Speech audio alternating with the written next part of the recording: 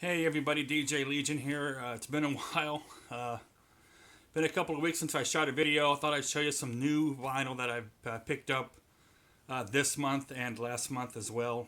Picked up a lot of good stuff, so this video might take a few minutes, but it's really good stuff. So let's get into it. Billy Joel, Piano Man, scored this for $3. Probably one of the most overplayed songs of all time. But the album itself, besides the title track, is really, really good. This is a great album. And for $3, I couldn't pass it by. It's got a lot of great songs on it. Captain Jack, Ballad of Billy the Kid, and of course the title track we all know. And so yeah, just it's Billy Joel's Piano Man. It was $3. Now I have my own copy to play. Too much. Next up is Black Sabbath's Master of Reality. This is the Rhino Records reissue. Paid $17.99 to get this. It's very well done. I've never bought a Rhino reissue before, and I probably will buy some more now that I've seen how good, how authentic they look, and the attention to detail that was paid to this. Even has the poster inside of it.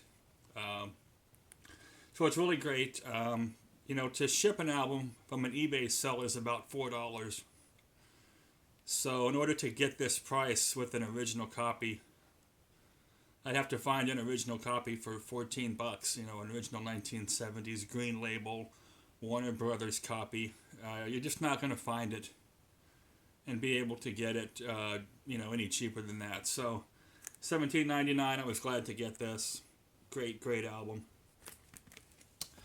Next up is AC/DC's Flick of the Switch. Got this last month. Just haven't shown it to you. This was the follow-up to For Those About to Rock. I love this album. It didn't do well. They came off of 3 really big records. Highway to Hell, Back in Black, and For Those About to Rock. I don't know why. Maybe the public was, kind of had their fill of AC/DC. I don't know what happened. This didn't even crack the U.S. top 10. Climbed up to like number 14 on Billboard and then just fell right back off the charts. But I love this record. They didn't have Mutt Lange producing. Mutt Lange produced the last 3 records, so maybe that was the issue. I don't know. But I saw him live on this tour, so this album's always been kind of special to me, and I was glad to get it. My favorite album from the Brian Johnson era, actually. Flick of the Switch. And it's kind of tricky to get on vinyl unless you buy the reissue, because, once again, it didn't sell as many, so they didn't keep pressing them like they did with more popular AC/DC albums. Next up is Les and Larry Elgart. This kind of fell into my lap for free.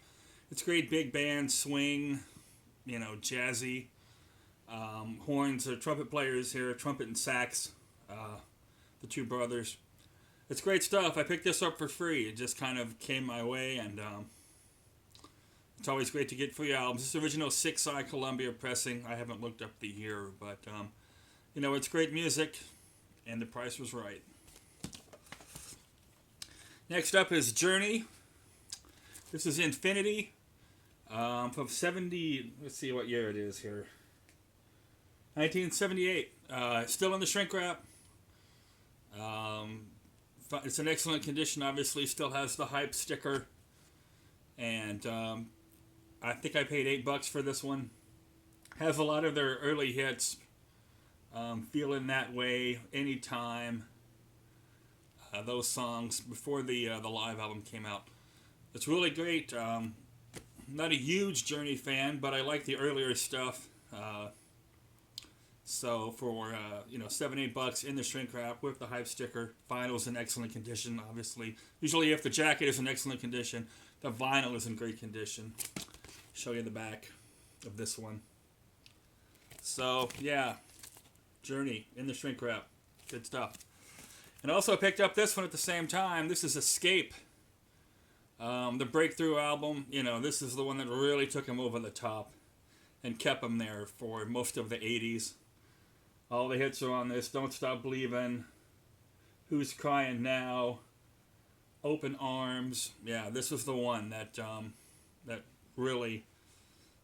This is like the #1 album for a while that year. So anyway, it was great to get this one. Once again, this one is in the shrink wrap and has the hype sticker as well. So, and ironically, this came from a record store called the Record Factory for $7.97. You can see the sticker there, $7.97. And here in 2015, that is about what I paid for it again, actually.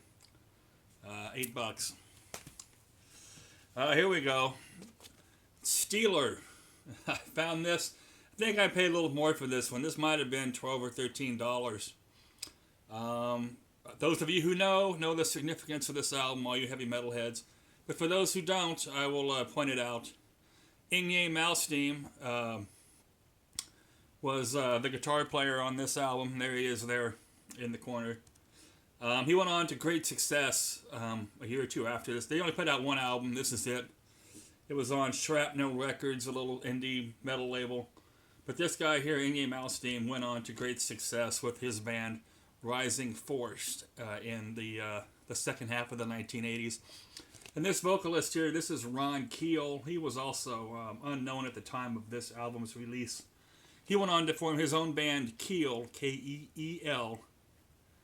And that was produced by Gene Simmons of Kiss. Their first album was produced by Gene Simmons.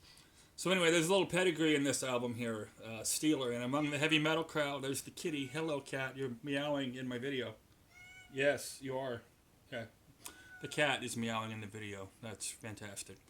I could pause it and reshoot it, but we'll just keep going, huh? What the hell? Hello, kitty. Yes.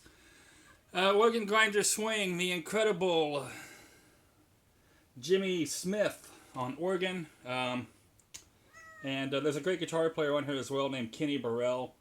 This is a 1981 Japanese reissue of the original 1965 album on Verve Records. And I just decided to try something, that I'm not that familiar with. I was in the record shop, and they had 2 copies of this, and a guy was in there shopping, and he saw me flipping through and said, "Oh, you should get that record. It's really, really good." He kind of knew a whole lot more about the genre than I did. So it's a 3-piece. Jimmy Smith is an organist, and there's a drummer and a guitar player on here. And so I just took his word on it, and I think it was $10. So to discover something new. So there you have it. 1981 Japanese repress, original album 1965, Verve Records. Which I love the Verve label, so that was a plus. And it was a Japanese pressing, that was a plus as well. This week also I picked up some Blondie. All the albums that mattered. Parallel Lines, Beat to the Beat, and Auto American. Picked all 3 of these up. I got Auto American and Parallel Lines. I got these 2 at a shop here locally. And Eat to the Beat, I bought that off eBay. Still had the shrink wrap on it when I got it, but it was like half off. So I went ahead and took it off now. But anyway, all in fine condition. I think $8 a piece was my cost on average.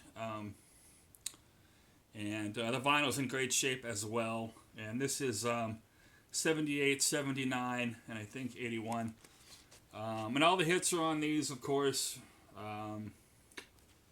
This one has Heart of Glass. And Eat to the Beat, of course, has Dreaming. And the one here, this one has Rapture. And what's that? Tide is High. Which, by the way, was a cover tune. Blondie did not write The Tide is High. That was done by a band called the Paragons in 1967. Actually, how far back that song dates. The Paragons. It was a reggae pop tune. There's a genre of music that you don't hear about anymore called rock steady, and it was like a pop reggae hybrid. And one of those bands who did that genre was the Paragons. I think I'll put a link to that actually in the description down to the original The Tide is High by the Paragons, so you can check that out. But anyway, Blondie, $8 each. Got the 3 albums that mattered. Next up is Nectar. Recycled from the mid-70s, progressive rock. It's an acquired taste. You either love it or you don't. I got into Nectar because I read an interview with Steve Harris of Iron Maiden, and he was saying that this was the band when he was growing up, coming up, learning how to play bass. That this was one of his bands he was really, really into, and so I checked him out. And it's really great stuff, progressive rock. I guess Rush would kind of be the equivalent, but it's even a little more progressive than that. But anyway, Nectar is the name of the band. They have quite a few albums. Very intelligent, great musicianship. So if you haven't heard of them, look them up. It's really great. Nectar. I picked up the Beatles, the White Album. This is a pretty clean copy. It has the poster, but it does not have the 8x10 photographs. There was a series of photographs that came with this. But it's pretty clean. I can't really tell because I'm blocking my view of the camera. But it's the White Album, and it's white, obviously. But anyway, a lot of their great songs, of course, are on this. Back in the USSR, Ooh La Dee, Ooh La Da, Why My Guitar Gently Weeps, Blackbird, Rocky Raccoon, Don't Pass Me By, Why Don't We Do It in the Road, Helter Skelter, Revolution, number 9, yeah. The Beatles, the White Album. I don't know what I paid for this, I can't remember, but it must have been at least $13 or so because, it's a great record. Great condition. Orange label capital. Yeah, nothing, nothing spectacular, but I didn't have it on vinyl, and now I do. And the last one I have here is Stevie Nicks. Rock a Little. Hello, Kitty. You're back again. Rock a Little by Stevie Nicks. I mentioned in an earlier video that I wanted to get the first 3 Stevie Nicks solo albums on vinyl, and I picked up The Wild Heart in the previous video, and now I have Rock a Little. So the only one I need is Belladonna. I'm sure that'll cross my path. In fact, the shop that I bought this one at, there's the back, actually had a few copies of Belladonna, but none of them were in good enough condition to qualify to go into my collection. But I'm sure one will come along. It's not that difficult to get. Anyway, my friends, that's what we picked up in November and this first part of December. Great stuff. A lot of different genres. You got your jazz. You got your prog rock, your pop, your new wave, your metal. So anyway, that's it for this video. I got to do 2 more tonight if I can get to them. So hopefully I'll get those filmed and be able to get them up today or tomorrow. But anyway, until I see you again, you know what to do. Turn up the music, turn down the drama, and everybody have a great, great week. And, if you like this video, hit the like button, leave a comment, and subscribe. If you don't like this video, leave a comment, hit the like button, and subscribe. I'll see you all again very, very soon. Have a great, great week.